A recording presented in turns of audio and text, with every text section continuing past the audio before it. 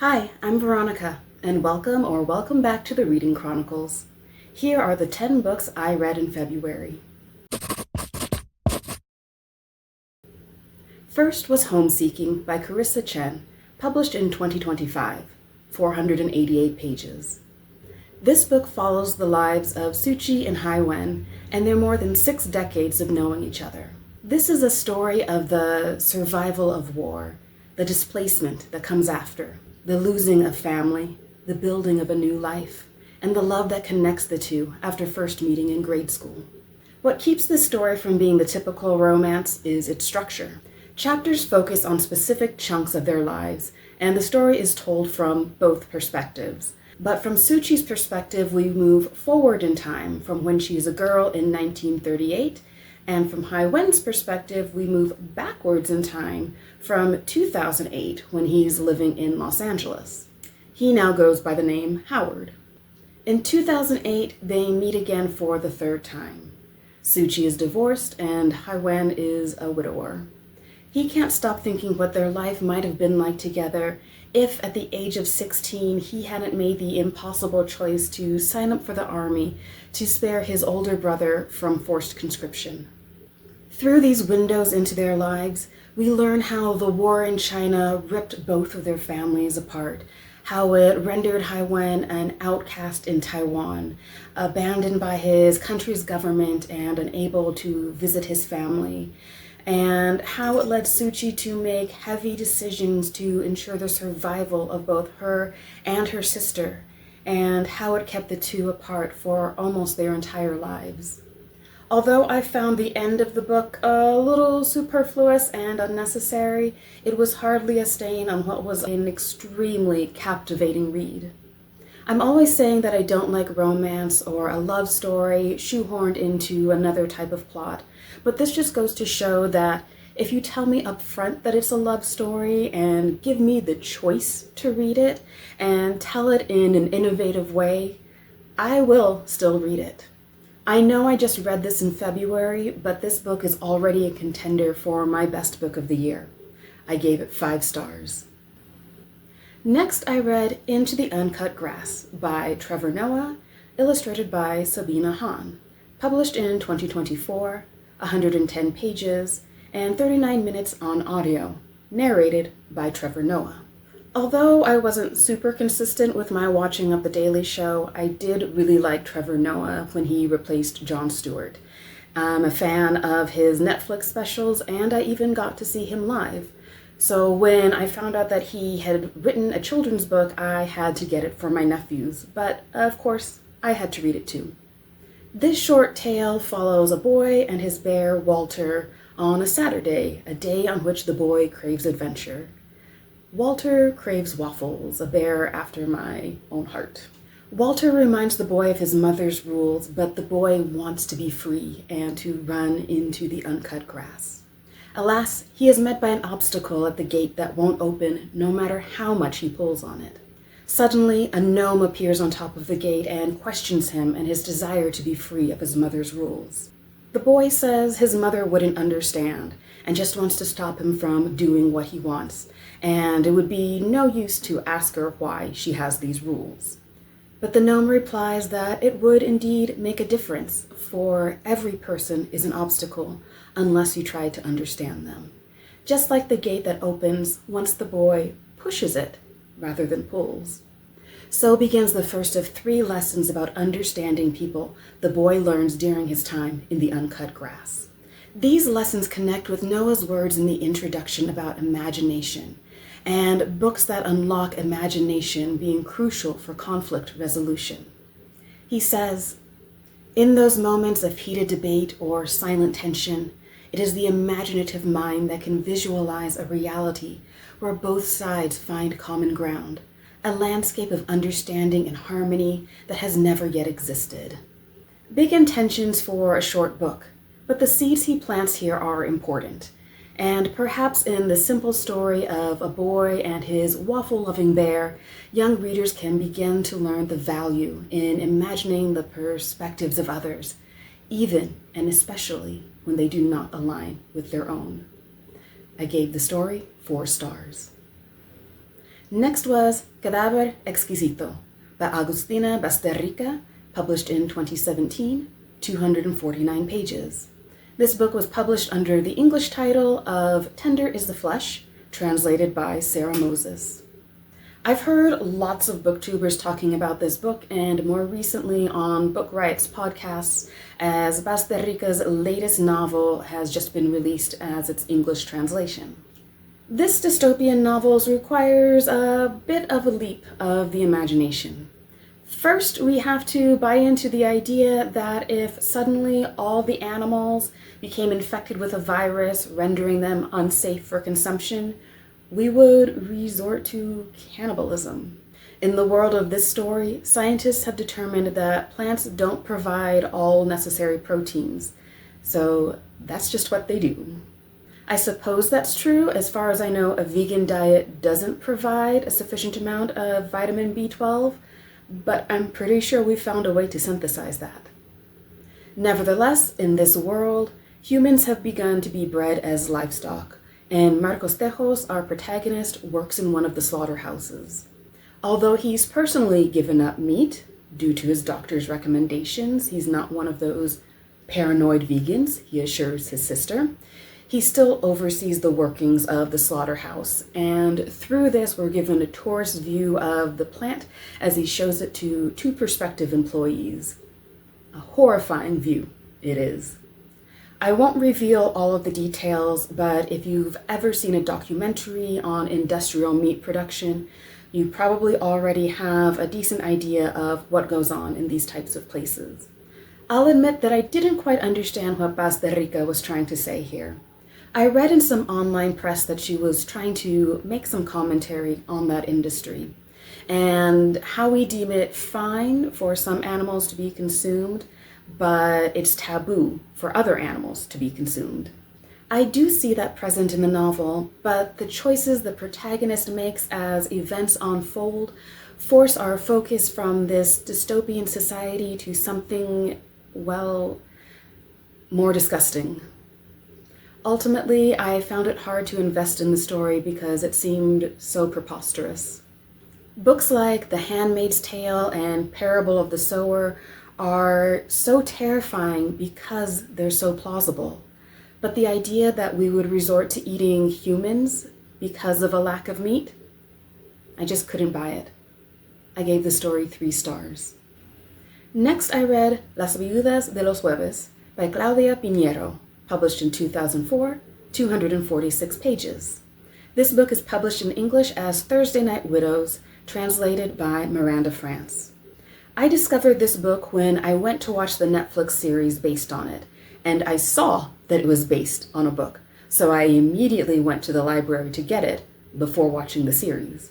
On a Thursday night in September of 2001, just a couple of weeks after the fall of the Twin Towers, Ronnie Guevara comes home early from his usual night of playing cards with his friends in the gated community of Altos de la Cascada.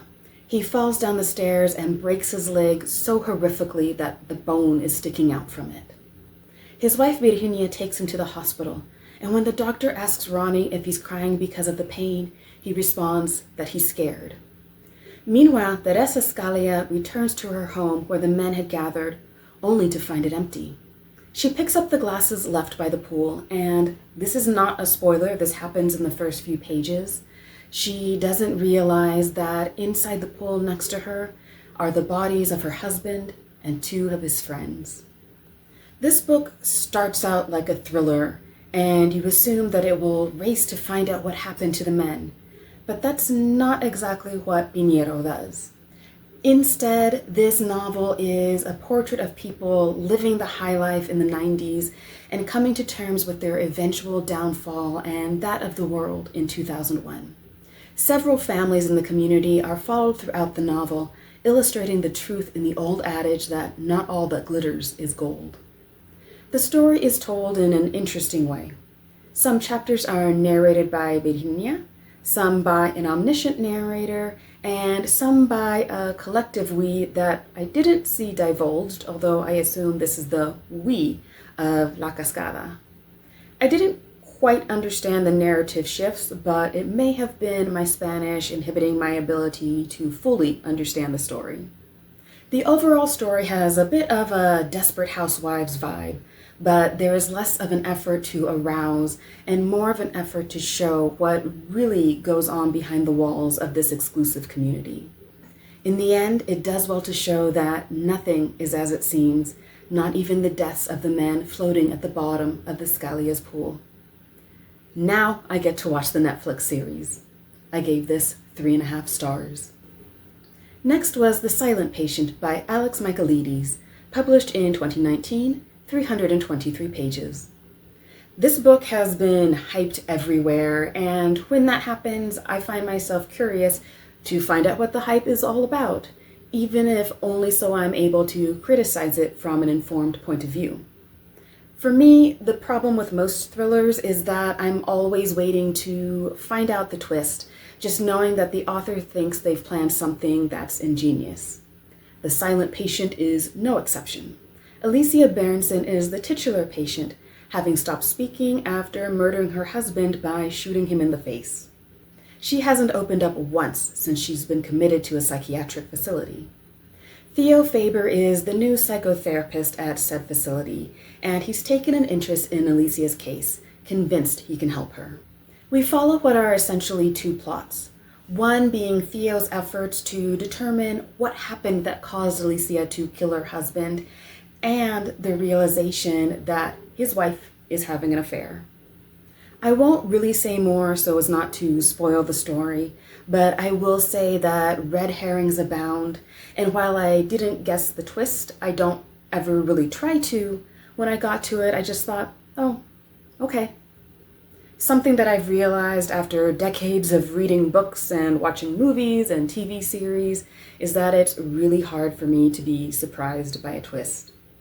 I've read some heavy criticism for Theo's psychotherapy practices, but I think that didn't bother me too much because the whole story was fairly ridiculous.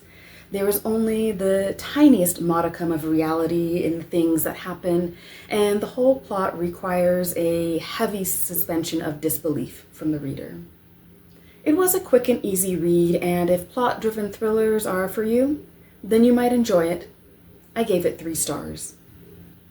The next book I read was Ring Shout by P. Jelly Clark, published in 2020, 180 pages. This is a book I've heard about numerous times on Book Riot's podcast, probably most often on the SFF Yeah podcast. This is a fantastical take on the Ku Klux Klan, following Maurice Boudreaux and her crew fighting the evil creatures known as Ku Kluxes in 1922 in Macon, Georgia.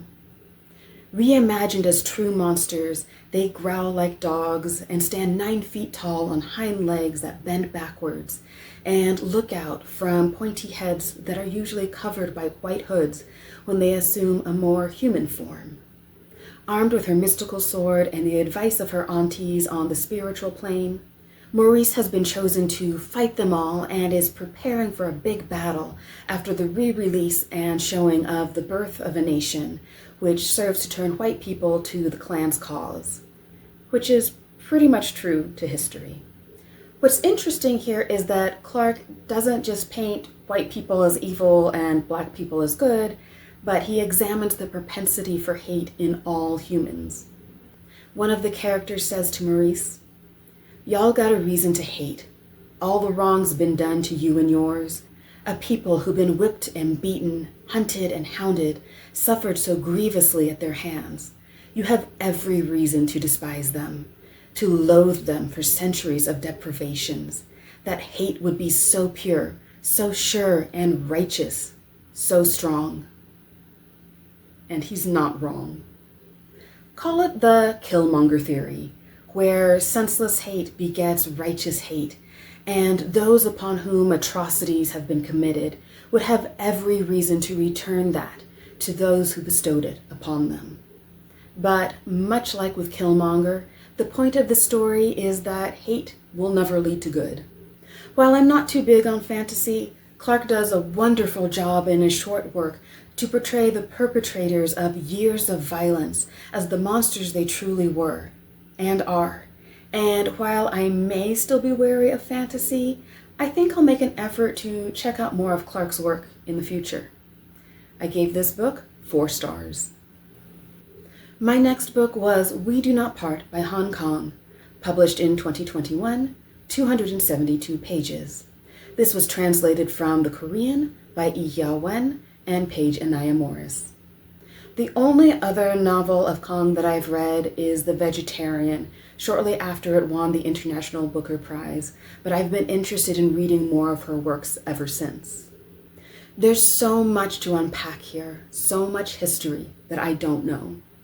When we're first introduced to Kyung-ha, she's suffering from nightmares owing to the violence she researched and wrote about in a book. And her friend In-sun suggests they embark on an art project as a way of exorcising the demons haunting her. Later, In-sun calls Kyung-ha from the hospital, saying she needs her help. She's cut into her fingers with a saw and needs to stay. Would Kyung-ha go to her home in a remote village on Jeju Island to tend to her pet bird? The island is beset by a snowstorm, and Kyung-ha must trek through the winds, waiting for buses that seem like they'll never come in order to comply with her friend's request. The story has a dreamlike quality, and we're never quite sure what might be reality and what Kyung-ha might be imagining about her friend and what she explains about her work on a documentary during which she interviewed survivors of the violence that swept across the island. In this way, the novel recounts the horrific slaughtering of thousands of Korean civilians in the late 1940s and early 1950s. This was an effort to prevent the rise of communism prior to the Korean War. On NPR's Book of the Day podcast, Kong spoke about the Jeju Island massacre that is represented in the novel. She says that after liberation from Japanese colonization in 1945, the US and the Soviet Union divided the country into two. The people of Jeju Island wanted a unified Korea and boycotted elections, and the island was recognized as communist, resulting in the killing of 30,000 civilians. She says this part of South Korea's history has been taboo and hidden, and is the subject of the novel protagonist Kyung-ha has written that has given her nightmares. Kong goes on to say that when she was 12, she learned of another massacre in 1980 in Gwangju, and that truth was also distorted and hidden because of the censorship of the military dictatorship. She remembers a photo book circulated in secret by bereaved families and survivors. In it, she saw not political images, but proof of human violence, as well as proof of human dignity, of people who stood in opposition to that violence. It is through her haunting prose that Kong pays tribute to the victims of this violence and the families that did not even have the chance to identify their remains until many years later. For some, the novel will be a reminder of the terrible history that has passed. And for others, like me, it will be an introduction to it. One long overdue in a Western society that often takes the light from other parts of the world to shine it more brightly on itself. I gave the story 5 stars. My next read was The Light We Carry, Overcoming in Uncertain Times by Michelle Obama, published in 2022, 298 pages, 10 hours, and narrated by Michelle Obama. After reading and being shocked by how amazing Becoming was, not just good, but amazing, I knew I would eventually read Michelle Obama's follow-up book. Here she offers less of a memoir and something more along the lines of a self-help guide, but without the smarmy, self-aggrandizing nature many self-help guides possess. Instead, Obama draws on her personal experiences and the teachings of her parents to offer some wisdom into the world as it is and possibly help others traverse through it.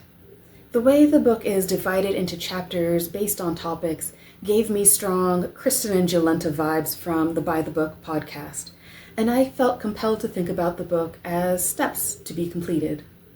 What surprised me about the book was Obama's ability to take incidents from her life and pull back to show how they exemplify larger truths about society. In Chapter 4, Am I Seen?, Obama takes her experience as always being the tallest girl in her class, of being one of the only few Black people at Princeton, and discusses the problem of difference and what it means to be seen and to see people like oneself showing what they are capable of. It's hard to dream about what's not visible, she says. She goes on to say, as state legislatures argue about whether to ban teachers from discussing systemic racism in public schools, as school boards vote to remove books about the Holocaust or racism or LGBTQ plus people from school libraries, we need to stay aware of whose stories are being told and whose are being erased.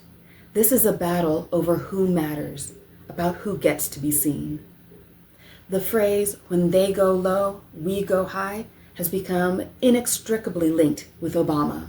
And perhaps the most anticipated chapter in the book is the last one, where she explains what it means to go high in times like these.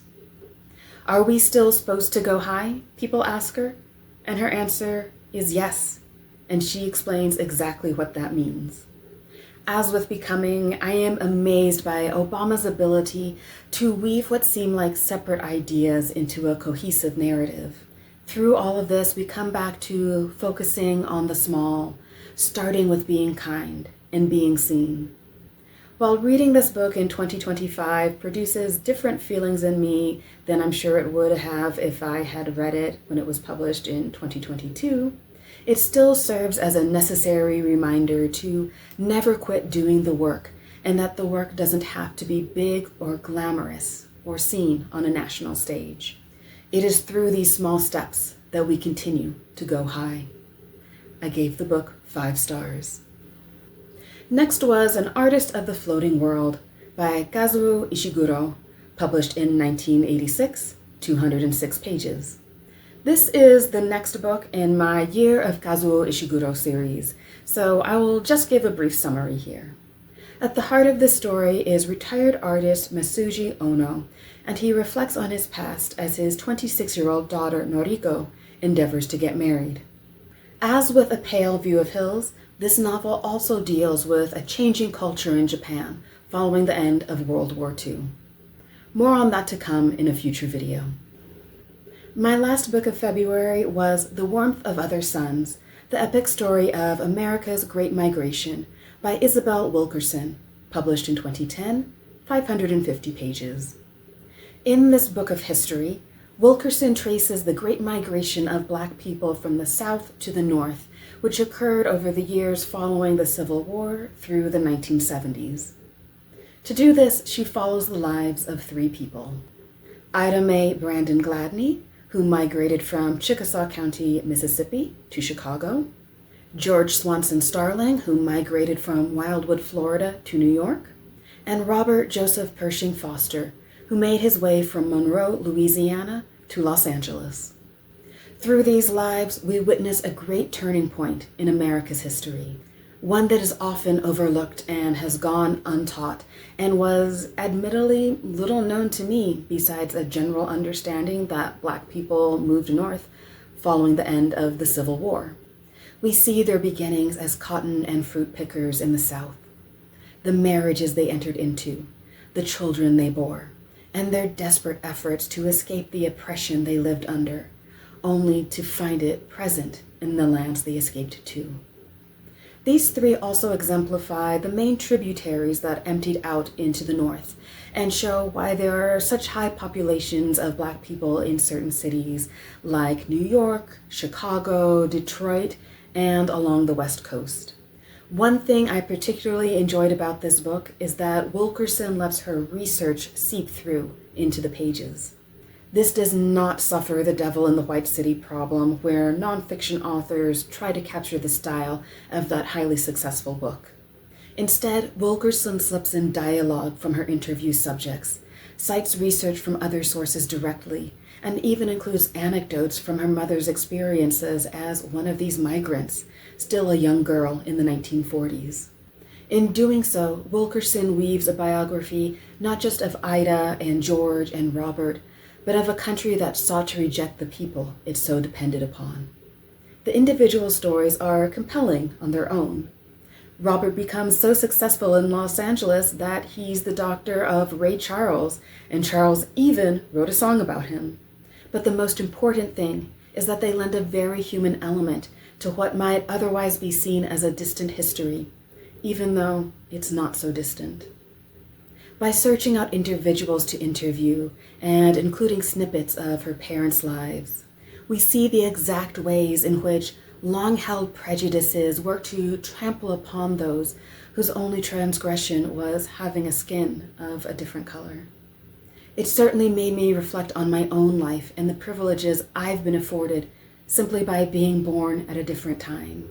A time when being biracial allows me to largely slip by unnoticed under the invisibility cloak of ethnic ambiguity, an ambiguity that would not have been granted during my grandparents' time. A time when Black men were sentenced to death for a rape they could not commit due to being in police custody at the time of the alleged crime. A time when Black men were dragged through the streets by their genitals and hanged for crimes they could not commit and had absolutely no legal recourse.